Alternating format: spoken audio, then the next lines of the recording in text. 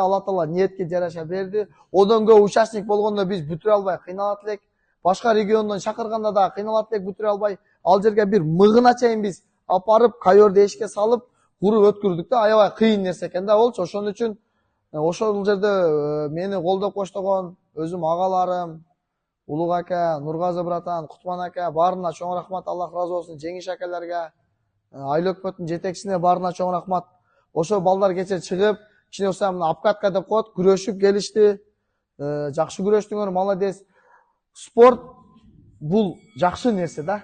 Анан ийгилик бир гана Алла Тааладан. Ийгилик бир гана бул кулп мүнөз менен бирге болот. Эгерде сенин кулп мүнөзүң жакшы болгон болсо, Алла Таала сага ошол жакшы даражаларды берет. Чемпиондукту, призер болгонду, чыгып күрөшкөн дагы өзүнчө бир кыйын.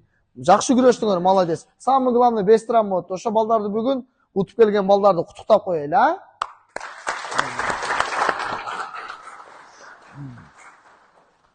Так, 28 карамда экинчи орунду Каныбеков Даниэль эледи. Ол чабалар.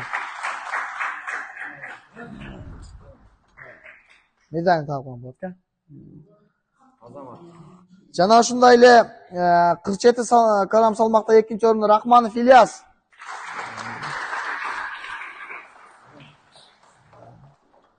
Вот, ка? Тизил балам, машалла. 28 карам салмакта 3-чү орунду Тагаев Баястан. Ака? Кийинкисинде бир дал, бир дал булар. 3-чү орунду 36 карам салмакта Насиров Ислам. Медаль бар.